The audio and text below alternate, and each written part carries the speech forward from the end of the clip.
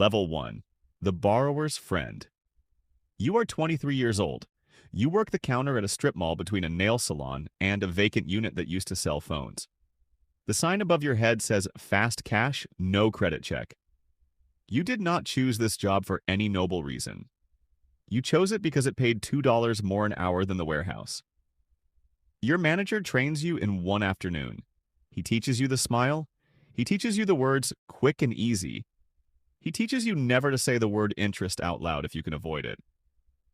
A woman comes in on your third day. Her car broke down.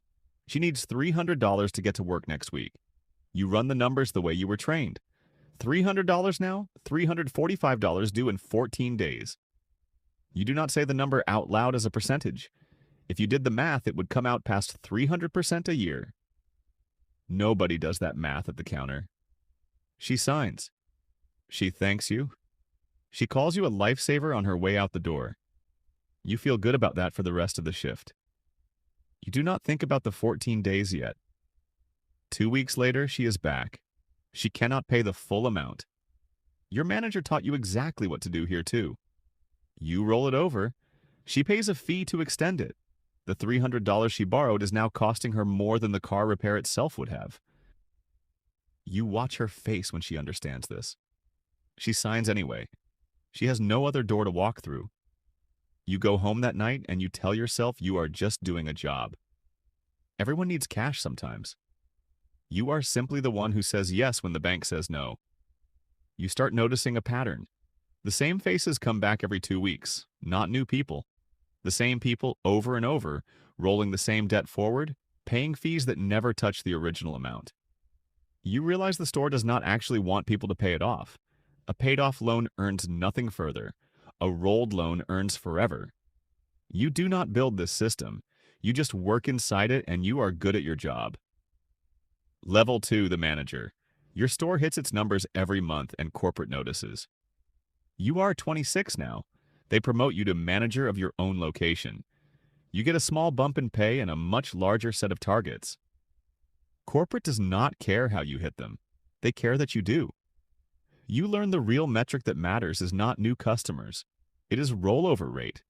The store makes almost nothing on a loan that gets paid off in one cycle. The real profit lives in the loans that never quite get paid off at all. You start training your own staff the way you were trained.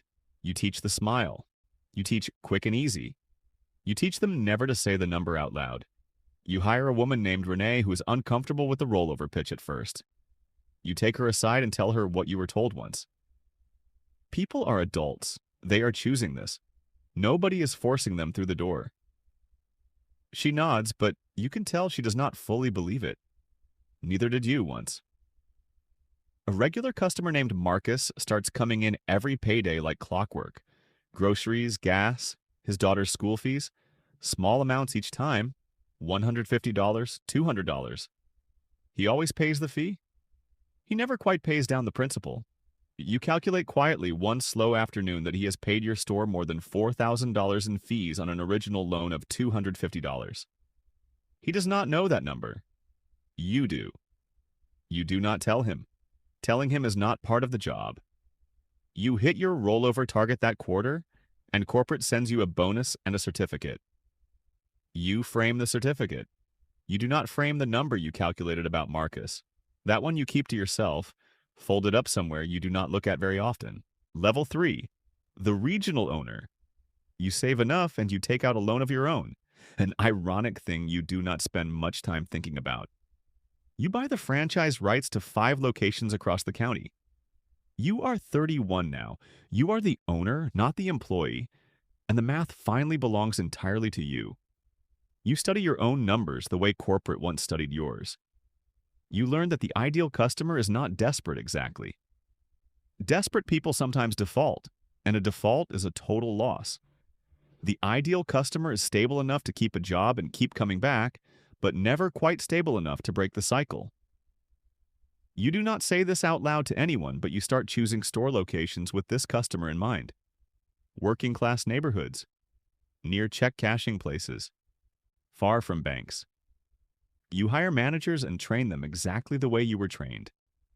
The smile, the phrase, the silence around the real number. You raise the late fees slightly across all 5 locations. Complaints go up. Revenue goes up more. You tell yourself the complaints are simply the cost of providing a service nobody else will provide. A state senator proposes a bill capping payday loan interest at 36% annually. You do the math and understand immediately that this bill would end your entire business model overnight. You attend an industry association meeting for the first time. A room full of men exactly like you, all doing exactly what you do, all worried about exactly the same bill. Someone mentions a lobbyist. You write your first check to a political action committee that week. It is not a large amount. It is enough to get your name on a list. You tell yourself you are simply protecting small business. You do not examine the sentence too closely. Level 4, the lobbyist's client. The bill dies quietly in committee. You do not know exactly why, and you do not ask too many questions about it. You are 36 now, and you own 18 locations across 3 counties. You have stopped working a single counter yourself. You spend your days in spreadsheets instead, watching rollover percentages tick across regions like a heartbeat.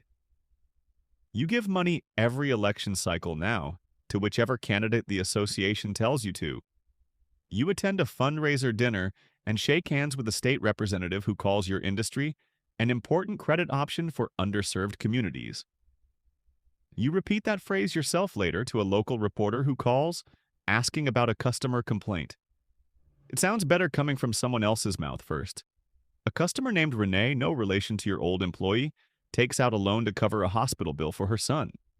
She rolls it 14 times over the following year. You see her file cross your desk during a routine audit. 14 rollovers on an original $400 loan. She has paid your company over $3,000 and still owes the original amount. Your compliance officer flags it as a technical violation of a rollover limit in one county. You have your lawyer handle it quietly. A small settlement, no admission of anything, a confidentiality clause attached. You do not think about Renee very often after that. You think about her occasionally at 2 a.m. when the spreadsheets are closed and there is nothing left to distract you. Level 5, the chain owner. You buy out 2 smaller competitors and consolidate into a regional chain. You are 43 now, 60 locations across the state, a real logo, a real headquarters with your name quietly attached in the filings, though never on the sign out front. Your customers do not need to know who you are. Only the number matters to them. You launch an online lending arm because storefronts are expensive and the internet has no rent. You can lend to anyone with a bank account now, anywhere in the country, at rates some states will not even let you charge in person. You route the loans through a partner bank in a state with looser laws, a legal structure your lawyers call rent-a-bank, a phrase that makes it sound almost respectable. Complaints pile up in a folder that nobody at your level personally reads anymore. You have people for that now. Regulators start circling more seriously. A class action lawsuit gets filed in one state. Your lawyers settle it for a fraction of what your company made off the same customers in the same years. You barely notice the settlement on the quarterly numbers. It is a rounding error next to your total revenue. You buy a lake house that summer. Your children learn to water ski off the back of a boat that carries your company's name stitched into the seat cushions, small and tasteful, easy to miss unless you already know to look for it. Level 6, the empire. You take the company public or close enough, folding it into a larger holding structure that owns payday lenders, title loan shops, and rent-to-own furniture chains across half the country. You are 51 now. You do not know most of your customers' names anymore, not even the ones like Renee or Marcus who once crossed your desk personally. They are rows in a database, segmented by risk tier and predicted rollover probability, optimized by an algorithm your data team built without ever once asking you whether they should. You sit on a stage at an investor conference and describe your company as serving the credit needs of the underbanked. Analysts nod. Your stock ticks up 0.5% that afternoon. A journalist calls asking about a woman in Ohio who lost her car to a title loan repossession after missing one payment by 4 days. You have your communications team handle it. They issue a statement about responsible lending practices and industry standards. You do not read the woman's name in the eventual article. You are traveling that week at a different conference in a different city, talking about growth targets for the following year. Level 7, The Reckoning. A federal investigation opens into the rent-a-bank structure your lawyers once called respectable. It is not the first investigation your company has faced, but this one does not settle quietly the way the others did. Documents surface. Internal emails from years back, including some with your name on them, discussing rollover targets in language that sounds very different in a courtroom than it ever did in a boardroom. You are 57 now. You sit across from your own attorneys in a conference room that costs more per hour than Marcus once paid in fees over an entire year. They tell you the exposure is significant. They tell you a settlement is the only realistic path, and even that will cost more than any single number you have ever calculated at a counter. Your name appears in a news article for the first time, not as an executive quote about underbanked communities, but as the founder of a company accused of trapping working families in cycles of debt by design. You think briefly of the woman on your third day at the counter, the one who called you a lifesaver on her way out the door. You wonder, just once in the quiet after the lawyers leave, whether she ever paid it off. You do not actually know. You never did the math on her file specifically. You only ever did the math on all of them together, and the number was always green.